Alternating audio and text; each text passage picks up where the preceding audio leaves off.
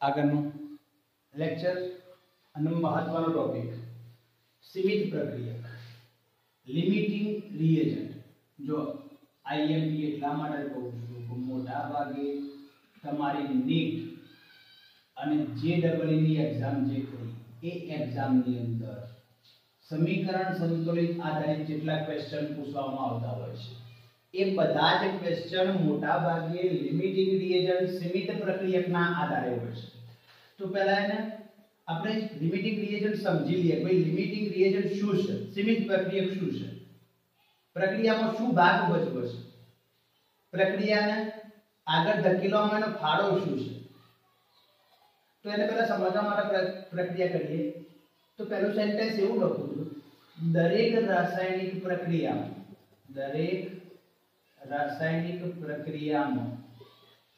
બધો જ પ્રક્રિયક વપરાઈ જાય તે જરૂરી નથી.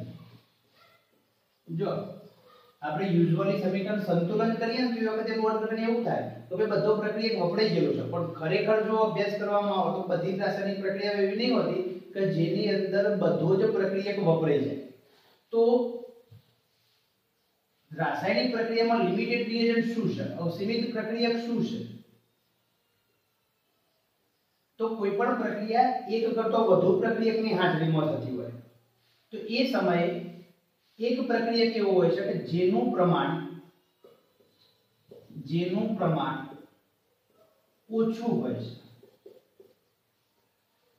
હોય અને તે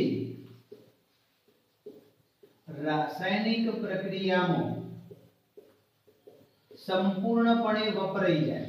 તો આ વાક્ય બહુ મહત્વનું છે, સંપૂર્ણપણે વપરાઈ જાય તેને સીમિત પ્રક્રિયક કહે છે.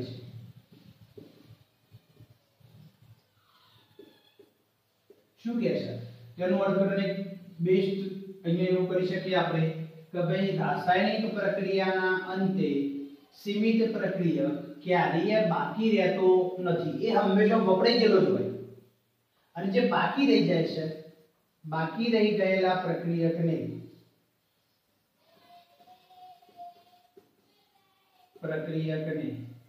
વધારાનો પ્રક્રિયક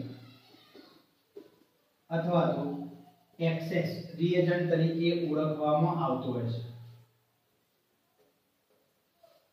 હવે આપણા મગજમાં છે લિમિટેડ રિએજન્ટની કેટલીક વ્યાખ્યાઓ. લિમિટેડ રિએજન્ટ શોર્ટ ફોર્મમાં લખીએ બેટા એલઆર. કેટલા સંદર્ભમાં હોઈ શકે? તો 4 સંદર્ભમાં. પહેલો, એક લિમિટેડ રિએજન્ટ તમે મોલના સંદર્ભમાં શોધી શકો. બીજું, દળના સંદર્ભમાં શોધી શકો. ત્રીજું, કદના સંદર્ભમાં શોધી શકો. અને ચોથું, અણુ સંખ્યાના સંદર્ભમાં. લિમિટેડ એલઆર જે ખરો સીમિત પ્રક્રિયક એ આ 4 વસ્તુના સંદર્ભની અંદર શોધી શકાય. અને 4 વસ્તુના સંદર્ભમાં આપણે શોધવા પડે તો એનો આધાર કોના પર છે? તો તમને રકમની અંદર શું આપેલું છે. હવે આગળનો બહુ મહત્વનો મુદ્દો, લિમિટેડ રિએજન્ટ એલઆર જે ખરો એ રાસાયણિક પ્રક્રિયામાં શું થાય છે? આપણે આગળ કીધું વપરાઈ જાય છે.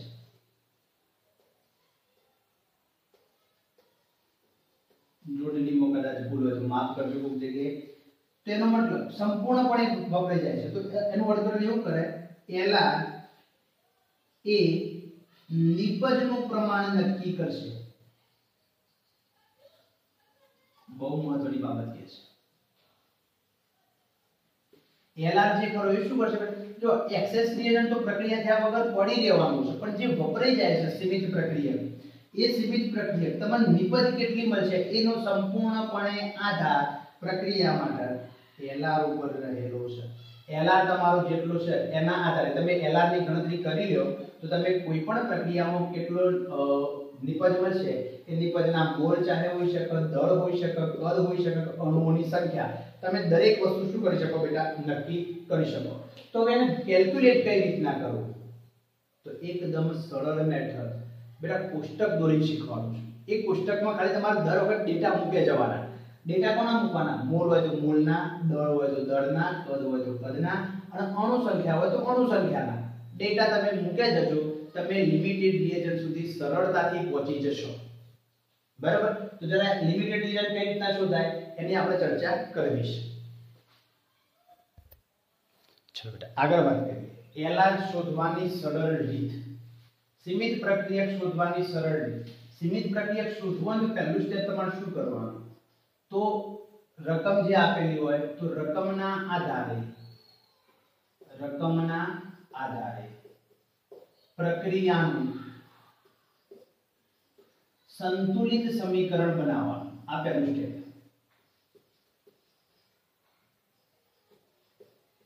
આટલું સ્ટેપ આપણે રાખીએ છીએ. જો કે બધા સમીકરણ સંતુલનના કોન્સેપ્ટો તો તમે આગળ ભણી આવેલા છો.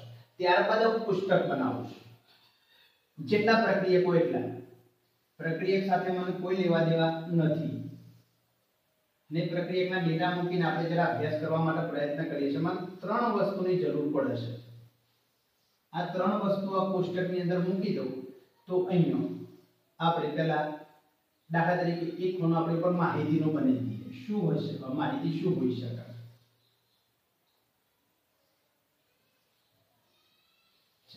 ગમે એટલા પ્રક્રિયા 1 2 3 4 યુઝ્યુઅલી હું અહીંયા 4 લઉં છું. 4 ખૂણા એટલા માટે બનાવ્યા કે દાખલા તરીકે A અને B પ્રક્રિયક છે અને એમાંથી C અને D નિપજ સ્વરૂપે મળે છે. જરૂરી નહીં કે બે પ્રક્રિયકમાં બે જ નિપજ મળે. બે પ્રક્રિયકમાંથી એક નિપજ મળી શકે અને એક પ્રક્રિયકમાંથી બે નિપજ મળી શકે. એનો આધાર તો અહીંયા સાહેબ જેટલા પ્રક્રિયક હોય પ્રક્રિયક, નિપજ હોય નિપજ, એના ખૂણા આપણે મૂકી દેવાના. પણ જરૂરી જો અહીંયા લિમિટેડ રિએજન્ટ જો ખાલી શોધવો છે એક પેજ આપણે થોડો સુધારો કરીએ. નિપજનું પ્રમાણ આપણે તો પછી નક્કી કરશું, એના અલગ ગણતરી કરી લઈશું.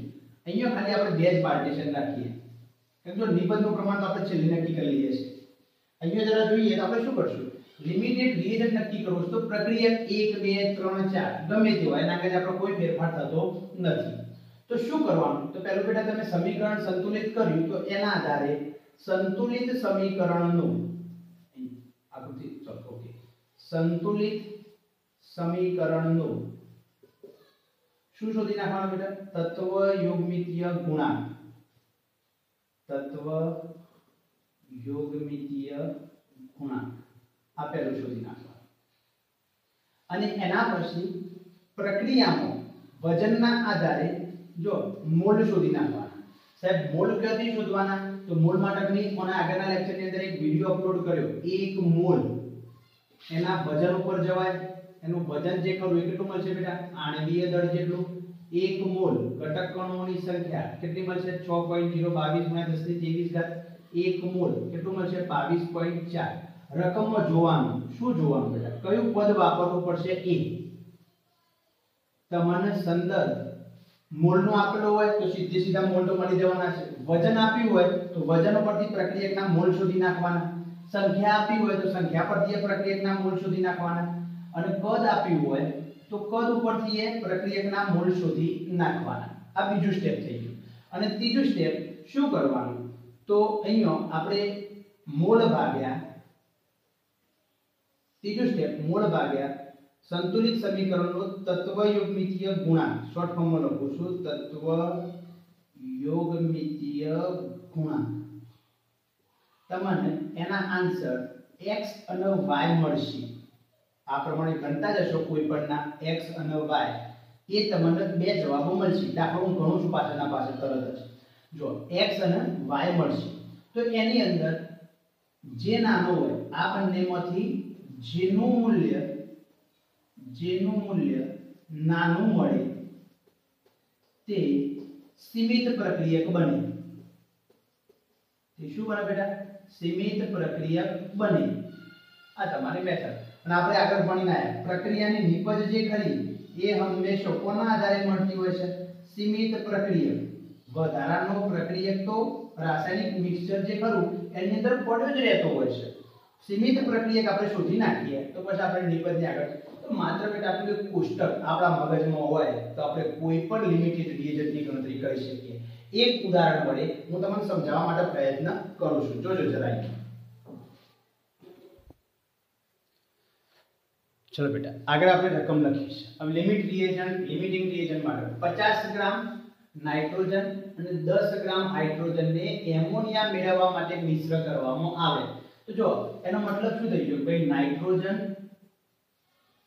અને હાઇડ્રોજન વચ્ચે પ્રક્રિયા થઈ કયો વાયુ બનાવવાનો એમોનિયા મિશ્ર કરવામાં આવે તો ઉત્પન્ન થયેલા એમોનિયાના દળની ગણતરી કરો તો જો આ પદ શોધવું છે સાહેબ ઉત્પન્ન થયેલ એમોનિયાના દળની ગણતરી કરવી હોય તો પહેલા તમારે સીમિત પ્રક્રિયક નક્કી કરવો પડે કારણ કે સીમિત પ્રક્રિયકના આધારે પ્રક્રિયા થતી હોય છે તો પહેલા પ્રક્રિયક નક્કી કરીએ પછી દળ નક્કી કરીએ છીએ તો પહેલું સ્ટેપ તો આપણે એવું લખ્યું ભાઈ સમીકરણ સંતુલિત હોવું જોઈએ તો નાઇટ્રોજનના 2 અને હાઇડ્રોજનના 3 નું છે એટલે 3 તો આપણે જે કોષ્ટક બનાવ્યું એ કોષ્ટક બનાવીએ તો અહીંયા આપણે શું લખ્યું છે બેટા તત્વયોગમિતીય સહગુણાંક તત્વયોગમિતીય સહગુણાંક સમીકરણ સંતુલન ત્યારબાદ બીજો તબક્કો શું લખ્યો તો એના મોલ અને ત્રીજો તબક્કો મોલ ભાગ્યા તત્વયોગમિતીય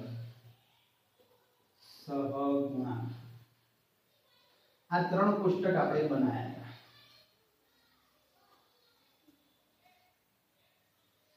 દરેક મારે એપ્લાય કરવા પડશે તો જરા એક મિનિટ સમીકરણ થોડું ઉપર લખીએ એટલે આપણને નવી જગ્યા મળે તો સમીકરણ બેલેન્સ મેં કરેલું હતું અને બેલેન્સ સમીકરણ હું અહીંયા ઉપર જરા લખી દઉં છું શું લખ્યું બેટા N2 + 3H2 reversible reaction twice NH3 હવે જો મારે પ્રક્રિયક જ લખવા છે અહીંનો કેટલા પ્રક્રિયક છે મારા જોડે તો અહીંયા બે કોષ્ટક બને છે આપણે ભાઈ જરા લીટીઓ કોષ્ટક જેવું આવે એવું પણ જરા સમજવા પ્રયત્ન કરજો ચલો અહીંયા શું થશે બેટા એક N2 ની ગણતરી કરો અને એક H2 માટે લિમિટેડ રિએજન્ટ શોધવું છે તો તત્વયોગિતીય સહગુણાંક નાઇટ્રોજન નો કેટલો મળે બેટા 1 તો અહીંયા કેટલો લખો 1 અહીંયા કેટલો મળે 3 હાઇડ્રોજન નો હવે મારા મોલ શોધવા છે તો જો મોલ માટે અહીંયા ધ્યાન રાખવાનું લિમિટેડ રિએજન્ટ ની પહેલા આવી બેટા વજનના આધારે હોઈ શકે મોલના આધારે હોઈ શકે કદના આધારે હોઈ શકે અને સંખ્યાના તમને જે આપેલો હોય એના આધારે એના મોલ શોધી નાખવાના તો મોલ બરાબર અહીંયા હું લખું મોલ બરાબર વજન ભાગ્યા આણ્વીય દળ ચલો નાઇટ્રોજન નું વજન કેટલું આપે બેટા 50 ગ્રામ અને નાઇટ્રોજન નું આણ્વીય દળ કેટલું થાય તો આપણે જરા કેલ્ક્યુલેટ ગણી નાખીએ N2 નું એકલા નાઇટ્રોજન નું નહીં એક નાઇટ્રોજન નું 14 તો N2 નું કેટલું થશે બેટા 28 બરાબર ગણી સાદું આપી દઈએ 50 ભાગ્યા 28 બરાબર 1.78 ઓકે આગળ વાત કરીએ એ જ રીતના અહીંયા H2 માટે H2 ના મોલ શોધી નાખીએ તો મોલ બરાબર વજન ભાગ્યા આણ્વીય દળ તો જો વજન કેટલું આપ્યું છે આપણને હાઇડ્રોજન 10 અને હાઇડ્રોજન નું દળ કેટલું થાય H2 નું આણ્વીય દળ 2 તો કેટલા મળશે 5 ત્રીજું સ્ટેપ મોલ ભાગ્યા તત્વયોગમિતીય સહગુણાંક તો મોલ કેટલા મળે 1.78 ભાગ્યા તત્વયોગમિતીય સહગુણાંક 1 એટલે જા કેટલો મળશે બેટા 1.78 અને એ જ રીતના આના માટે મોલ કેટલા મળે 5 અને ભાગ્યા તત્વયોગમિતીય ગુણાંક 3 એટલે 5 ભાગ્યા 3 એટલે 1.66 આવું જો જરા આપણે આ બધું શોધી નાખીએ આવું શું બનશે બેટા તો મેં એવું કીધું હતું ભાઈ આ બંને જવાબોમાંથી જેનું મૂલ્ય ઓછું આવે હવે આ બંને સંખ્યાઓને જરા ધ્યાનમાં લઈએ આપણે 1.78 અને 1.66 કઈ સંખ્યા નાની કહેવાય બેટા 1.66 તો 1.66 તમારો શું બની જશે લિમિટિંગ રિએજન્ટ તો અહીં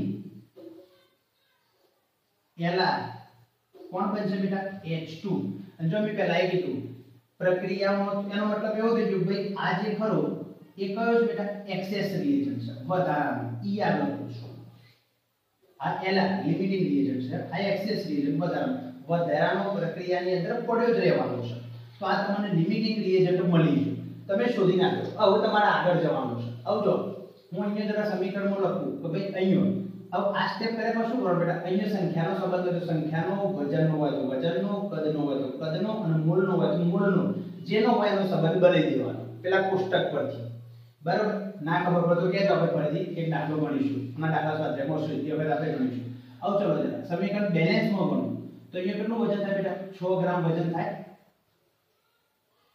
ઓનું વજન 3H2 નું વજન 6 ગ્રામ તો 6 ગ્રામ હાઇડ્રોજન વપરાય તો એમોનિયાનું 14 3 17 17 દુ 34 ગ્રામ।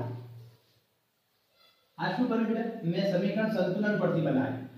તો હવે એના આધારે શું થાય કોના પરથી કે ભાઈ કોના આધારે રાશિ એવી બને જો જરા હવે આગળનો નિપજનું પ્રમાણ શોધું છું। મારે એમોનિયા કેટલો ઉત્પન્ન થશે તો એવું લખાય 6 ગ્રામ હાઇડ્રોજન વપરાય 6 ગ્રામ H2 વપરાય તો કેટલા ગ્રામ એમોનિયા મળે બેટા? 34 ગ્રામ એમોનિયા મળે। તો એ લિમિટેડ રિએજન્ટ કોણ છે? હાઇડ્રોજન। આ હાઇડ્રોજન કેટલો છે તો 10 ગ્રામ। લિમિટેડ રિએજન્ટ પ્રક્રિયામાં બચવાનો નથી, એ વપરાઈ જવાનો છે। તો 10 ગ્રામ H2 વપરાય તો કેટલા ગ્રામ એમોનિયા મળે? તો સાદુરૂપ આપીએ તો 10 ગુણ્યા 34 ભાગ્યા 6। સાદુરૂપ આપી દો જરા, એટલે 340 ભાગ્યા 6 બરાબર 56.66 ગ્રામ શું મળે? મને એમોનિયા મળે। આ તમારો દાખલો પૂરો થઈ ગયો। જો સરળ રીત ગણાય છે એકદમ। ખાલી તમારે આ કોષ્ટકની અંદર શું કરવાનું? પહેલું તો સમીકરણ બેલેન્સ કરી લેવાનું, એના આધારે તત્વયુગ્મિતીય પૂર્ણાંક, પછી મોલ શોધવાના। જો મોલ ફરીથી યાદ જોડો બેટા, અહીંયા વજન આવ્યું છે તો મેં વજનનું સૂત્ર વાપર્યું। કદાચ કદ આલે તો કદના આધારે મોલ શોધવાના, સંખ્યા આલે તો સંખ્યાના આધારે મોલ શોધવાના। મોલ શોધી નાખવાના અને પછી મોલ ભાગ્યા તત્વયુગ્મિતીય ગુણાંક દરેક પ્રક્રિયકનો, અને એમાંથી જેનું મૂલ્ય નાનું મળે એ તમારું લિમિટેડ રિએજન્ટ બને, અને એના આધારે પ્રક્રિયાનું સમીકરણ બનાવી અને તમારે જવાબ લાવી દેવાનો। આ દાખલો તમારું ઉદાહરણ છે ને એ જ છે, પણ મેં શું કર્યું છે ખાલી અહીંયા 50 ગ્રામ લીધું ને એની જગ્યાએ તમારી ટેક્સ્ટ બુકની અંદર અહીંયા 50 કિલોગ્રામ આપ્યું છે। મેં 10 ગ્રામ લીધું એની જગ્યાએ તમારે 10 કિલોગ્રામ આપ્યું છે। તો જવાબ તમારો પાછા ગ્રામની જગ્યાએ કિલોગ્રામમાં મળશે, બરાબર। પણ અહીંયા મેં ખાલી ગ્રામ માટે લઈને કેલ્ક્યુલેશન કરી લીધી છે। જો ઈઝીએસ્ટ મેથડ છે, સરળ મેથડ છે એકદમ, ધ્યાન રાખીને સમજશો તો આવડી જ જશે, બરાબર। આટલો કોષ્ટકમાં કિંમત તમે મૂકતા જો બેટા તમારો લિમિટેડ રિએજન્ટના આધારે, અને આવા જ પ્રશ્નો તમે તમારી કોઈ ટેક્સ્ટ બુક હોય અથવા તો MCQS ની બુક હોય તો એની અંદર જરા જોવા પ્રયત્ન કરજો। તો એની અંદર લાસ્ટની અંદર જી અને નીટની અંદર જે ક્વેશ્ચન પૂછાણ્યા છે એ ક્વેશ્ચન તમે લિમિટિંગ રિએજન્ટ આ પ્રક્રિયા આ પરિસ્થિતિ પ્રમાણે ગણશો તો ખૂબ જ સરળતાથી જવાબ આવી જશે। ક્લિયર ને? ઓકે, એકદમ સરળ મેથડ છે, અને આવી જો મેથડ જો યોગ્ય લાગે તો કહેતા રહેજો, આપણા જોડે ઘણી બધી છે, એનો આપણે ઉપયોગ કરતા રહીશું।